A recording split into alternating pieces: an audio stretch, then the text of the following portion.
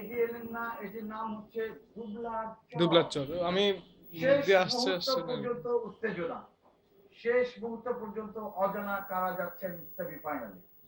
কিন্তু এখন আমরা সেটা জানি এবং জানিয়ে দিই আপনাদের। দেখা যাচ্ছে রংপুর ক্যাডেট কলেজ 3টি রাউন্ড মিলিয়ে পেয়েছেন সর্বমোট 65 নম্বর। অভিনন্দন Rangpur cadet. Manarat international school Dhaka 5 নম্বর বেশি পেয়ে এগিয়ে আছেন 70 নম্বরে।